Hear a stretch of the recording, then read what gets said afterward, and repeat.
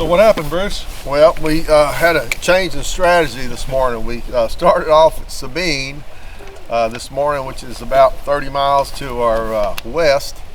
We got over there and the water looked good, but I'm afraid the fresh water ran our trout off. A lot of good flounder. Yeah, the flounder a little bit less susceptible to that fresh water. They were still there. There was a bunch of flounder there, and the redfish are still over there. Matter of fact, Captain Wayne caught a little red, and I decided to, like I said, change the strategy, and we moved back over here to Calcasieu Lake. Now we're starting off here in a cove on the east bank, and the water is kind of marginal, but we had a cold front come in last night, and now I guess we got 15 knot winds with some higher gusts. Tide's starting to come in though, so we're gonna jump out here in this cove. I see some bait here now. Yeah, I saw something just flip up pretty heavy right there. Oh yeah, there's a lot of bait here. It's been here, quite a few pods of shad also working the shoreline. So anyway, we're gonna jump in there and see what happens. Well, good. You know, one thing that I was pretty impressed, really, Bruce, we went all the way to Sabine today, and you said this ain't gonna work. We hopped back in the truck and we hauled up butt all the way back to Calcasieu. You got to do what you got to do. No, that's awesome though. Yeah, what you got to do. And I just had a hunch that it might be better here. It's worth the drive to come over here and start over. All right, we're gonna do it. All right, wish us luck. Let's do it. Come on. All right, so we're out here with Captain Bruce Baugh at Calcasieu. Totally different water than what I'm used to, like I mentioned before, but we've got a high pressure. The moon is not quite where it needs to be. It's way up there. We need it to get a little bit lower. The bait's not really active. You can just feel the dryness in the air. It's to be expected, really. It's kind of going to be one of those harder days where we have to work a little harder. But we're here with Captain Bruce Baugh in Calcasieu. We've hit Sabine already. We're back to Calcasieu. The bite's slow, but we've got some good anglers out here, so hopefully we'll be able to put something together. But again, when you dealt with these conditions, there's nothing you can do as an angler other than to push through and just try to exercise what you've done in the past under similar conditions, and that should help you get you through the day and hopefully get you a few bites. Flounder are eating okay, a couple of redfish are eating okay, but we're looking for some big trout up here in Louisiana. So we'll stay with it and see how this thing goes. If that moon gets a little bit lower, we should have a bite.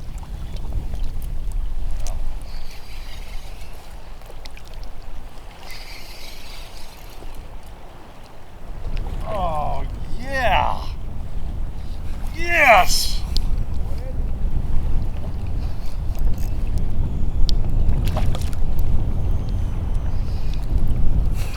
It's a gaff top!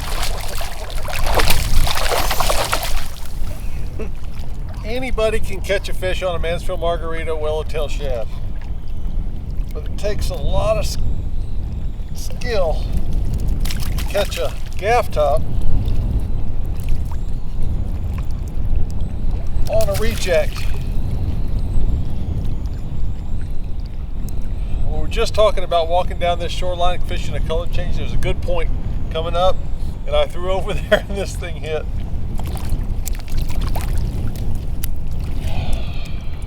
Thought it was a good trout. Hit it real light. Really? But it feels pretty good. Good. Hope it's not a gaff top. Well, I have been known to catch a few. Uh-oh. Big old redfish.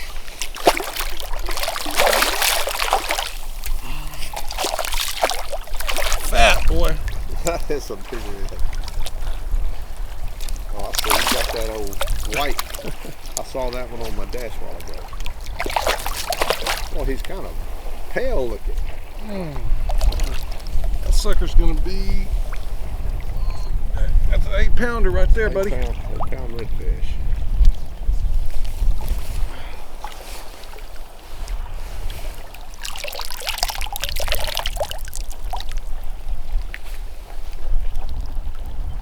The mullet jumping right out. That's a trout. Yeah, that's a trout. You got on that white one? Oh yeah.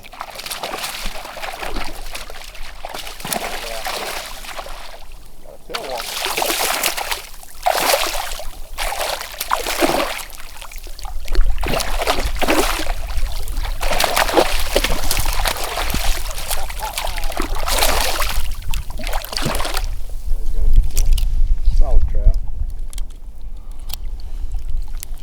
Oh, look at the fatty.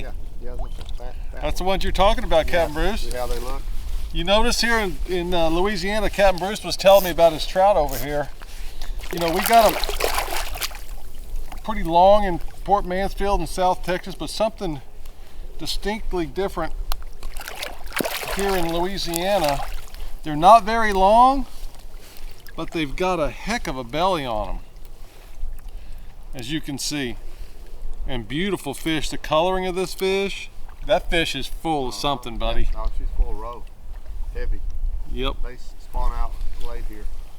Yeah, we were talking about that too. It's mid-May, Right. early May rather, and Bruce said that no, the fish are not spawned out. No, they're not. So we're hoping to get a good one, you know, upper 20s or mid 20s. It's going to be heavy. And Captain Bruce certainly seems to think that's going to be the case. Yeah. That So, will happen, hopefully. yep, good deal. All right. You know, my theory, Bruce, and you may agree or disagree, but when the tide's coming in, as they come through here, there's less fish in concentrated than when the low tide is and they're coming out. I think there's more of a filtering effect when the trout are moving into a cove when the tide is rising. Yeah.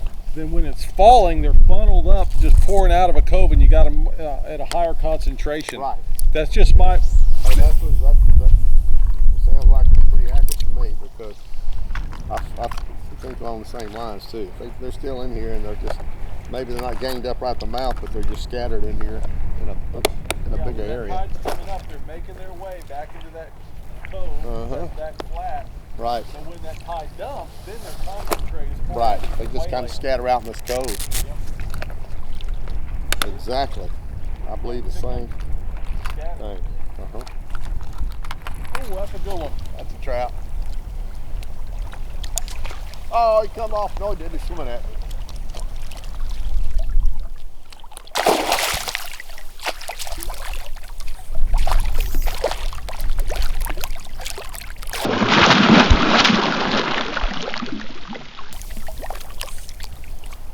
Oh, barely got it right on the hinge. Come on. Dance for me, baby. Oh, there she went. I'll let her go anyways. Yeah. Barely hooked in there? I mean, right on the edge of the hinge.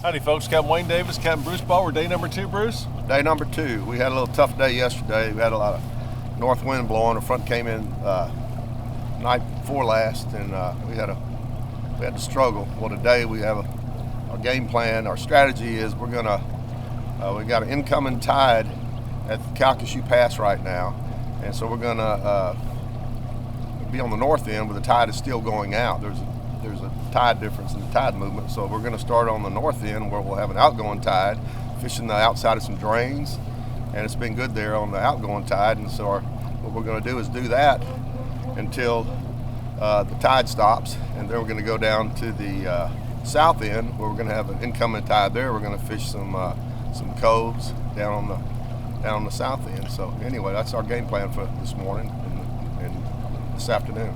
Good. Just to recap, yesterday we fished the same place that we're going to this morning, but we had an incoming tide at the time. That's correct. And the fish, what I saw, were filtering into that cove we were kind of staged up on, and we caught some. Yeah. And we caught some fish. But when the outgoing tide is occurring, they kind of funnel down and they're more concentrated. That's right. And you can capitalize on that. Yeah.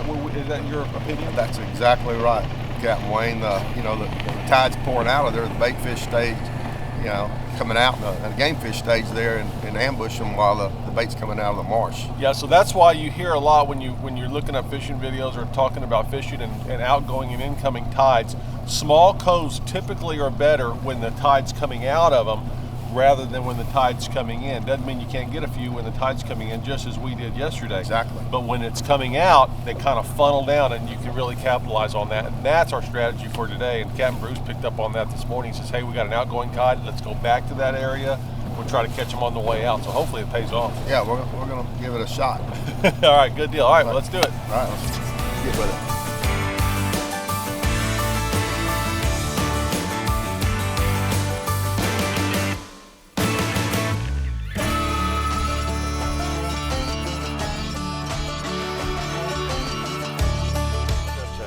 Okay, so our first plan didn't work out for us because we got to the location. There was a boat there for one thing. Secondly, it was totally muddy. We had plan B, plan C, we're on plan D, and it looks like we're having to go to plan E. So if you have a game plan in the morning, and I've said it before, have multiple backup plans because your first spot may not work out for you for whatever reason. The wind didn't back down quite as much as we thought it was going to. So Captain Bruce, he's got an arsenal of plans in his playbook, and he's probably going to exercise plan E right now. We're in an area right now, it's okay, just not a lot of bait, not a lot of activity. So we're going to move on down the road.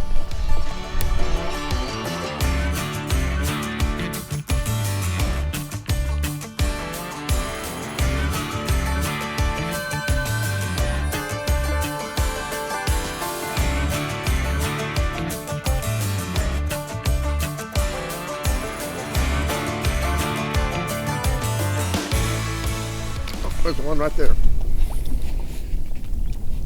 Up close. Pulled some drag. Yeah.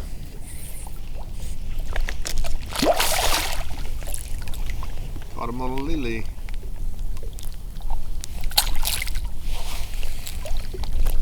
Big rascal. Oh, he's fat. It's a fat redfish. Fat marsh red. Here she goes.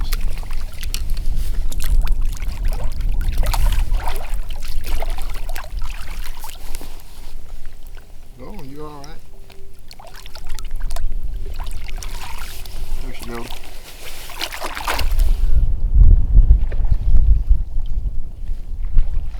I don't know. Might be a trout.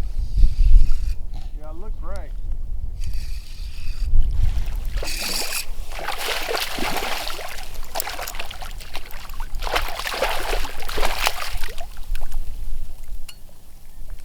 Open up.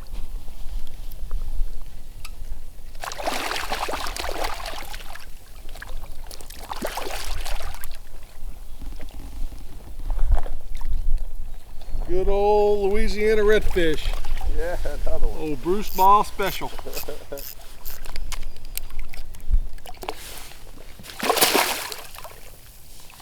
Done.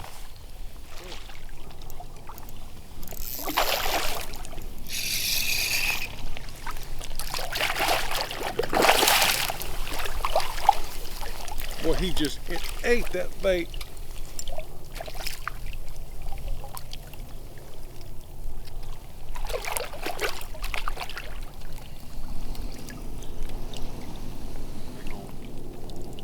Big old sucker.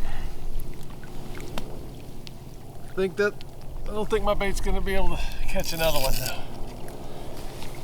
Show what we're using down here in Lake Calcasieu. I didn't have any bone diamond willowtails. It's a bluebird sky day, and I wanted something really flashy and shiny because all the glass minnows and we're seeing out here getting busted, they're just super bright. So what I'm using is actually a reject. We were changing over from bone diamond to another color, and these things came out. So you can see it's just super bright, and it's got a lot of bling to it, so to speak. I would be throwing a bone diamond, but I just don't have any on me right now. But this bait seems to be working, but I think I'm out. Because I think that red just tore it up. It pulled it off the spring. I've been fishing this lure down here for 2 days. And it's been working because, like I say, all the mullet and the minnows that we're seeing out here, they're just super bright, white, shiny. So I tried to do something to match it, and I like the fact that I don't like the fact that we have bluebird sky days, but we do have bluebird sky days, so you have to do something about it.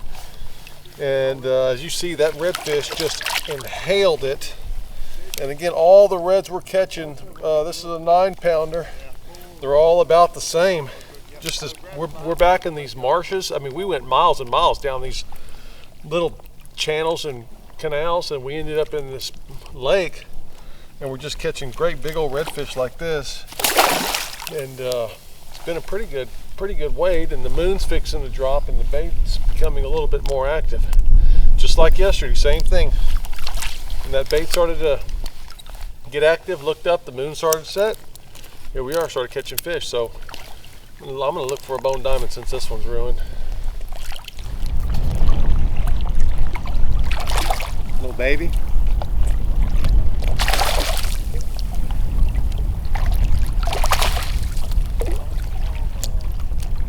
Flounder? How big do you need? A small one? Yeah. Yeah. Let that one go. We're gonna catch your damn flounder, Bruce. Howdy. Normally I don't wade fish out this deep. I'm in Port Mansfield most of the time, but I'm over at Lake Calcasieu now. We're out here about waist deep, and I'm throwing the typical thing I throw in Port Mansfield, which is an 1/8 ounce spring lock, 2/0 hook. I've got it rigged up on a ball-tail shad, Mansfield margarita. And if I'm out here deep, I want to know how fast that lure is falling towards the bottom. So I've got about 6 feet of line out with a 6/6 rod. So what I'll do is before I start fishing, I'll just drop my lure and watch my line just to see about how fast that lure drops down to the bottom. And the reason why that's important, if the fish are on the bottom, I know where to keep my lure. So when I make a cast, when it's way out there 40, 50, 60 feet, I'll know how long to pause. So I know right now it's 1,000, 2, 1,000, and it's on the bottom. So I make a long cast, I want to keep that lure on the bottom a portion of the water column. When it lands over there, I'm not going to start reeling until I count to 1,000, 2, 1,000. So it's just a nice little tip if you want to keep that lure down low, and that's where the fish have been. So I throw it out there. Most people click over and start instantly reeling. Now I know it's on the bottom because I just demonstrated it up here close to me. So I know my fall ratio of that ball-tail shad. So I think that's important, especially if you're fishing an area that you don't have a lot of grass. And there's like 0 grass here in Calcasieu. We get hung up on a couple of little oyster beds out there. But when it comes to grass, not so much of an issue. So just a little tip, you can do this in any water, whether you're drifting from a boat, whether you're in knee-deep water, or out here waist-deep water like we are now.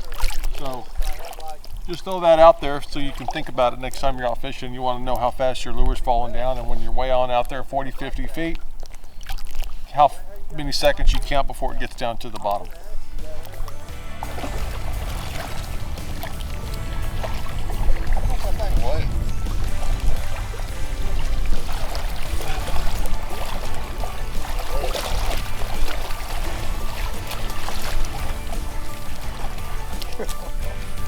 There's no.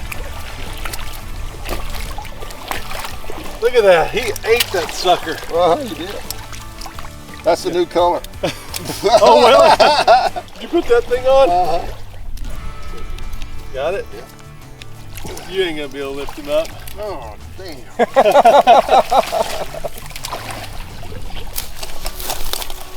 Well, he ate it down his throat. He's drumming.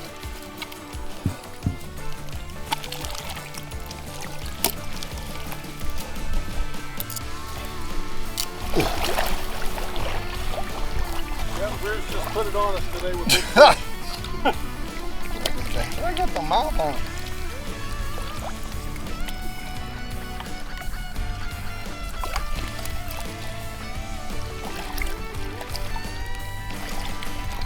Bruce, you got heavy stringer. I'm embarrassed.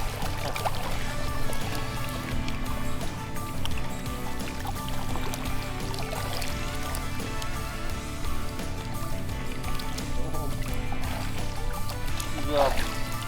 There she goes. That's just a dang, I'm tired.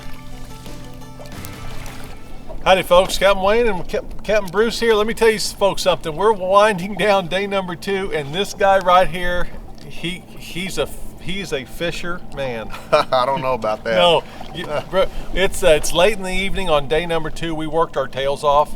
As you can tell, it's still bluebird sky days, high pressure, Bruce. Yeah, we've had high pressure. The forecast was a light cold front with smooth, slightly choppy waters. Well, that wasn't true. The weatherman pulled another one on us, and it was probably 10 to 15, and with gusts probably to 20. Yeah. And maybe even worse than that, I'm not sure, but we got bluebird skies, high pressure. We got spider webs floating in the air, and that's a sign of high pressure. And we fished hard for 2 days, real hard. Now, I will say this. We made the best out of tough conditions for darn sure. You really, you reached down in your deck of cards and you pulled out a lot of cards, and we went all over the place in Calcasieu, all these different spots that Bruce knew that would work on conditions such as this, and and we fine-tuned it at the end. Yeah, we caught a few fish here in this cove, and then I caught some kind of a sea monster. It was the biggest black drum I've ever seen, and I wore out. It took me a half hour to get him in. I didn't want to lose my bait. Maybe so. And I was afraid I was going to break my rod tip. I couldn't get it off, and so I had to pull it up on the bank. And Captain Wayne grabbed it by the tail because it was too big to pull up on the bank. It hit the bottom, beached the bottom. So we pulled it up in the salt grass and took a picture of her and turned her loose. Yeah, that was good. But we caught everything. We caught trout, reds, flounder, black drum. We caught gaff top. Yes. I mean, just you caught several gaff tops. Yes, I did. Yes. And I caught one. You can't tell. They'll hit a top water just like a trout, and they look like a trout, and actually fight like a trout until you get them up close, and then they stay down. We caught flounder too. We caught a lot of good flounder. But we had a great time in Lake Calcasieu, and if anybody's looking, Bruce, I know you'd be willing and hopeful to take people out, because this guy knows his stuff in Calcasieu. I can promise you, his GPS looks like a bowl of spaghetti. Hey, today we covered some water. We went from the north end to the south end, went through the marsh, went through Calcasieu Bayou to Black Lake, back up through the channel, back up to the north end again, covered most of Deatonville and Old Settlement, all the way to A-Bears, everywhere. We went everywhere today. We did, and you did a great job, Bruce, and thank you for taking us. Yeah, oh, you're welcome. I enjoyed it. Yeah, we had a good time. So yeah, it's fun. If you're in the market for a good trip up to Lake Calcasieu, Big Lake they call it, you give Captain Bruce a call. He'll take care of you. That's for darn sure. Yeah. And we're gonna call it a day. Call it a trip. Been 2 good days, but it's tough fishing. But sometimes, like you said earlier, it makes the good days even better. That's right. But so anyway, thanks, Captain Bruce. We appreciate it. I enjoyed fishing with you guys. Now I guess head back to Calcasieu Point. That's right. All right. It's a wrap. Yep.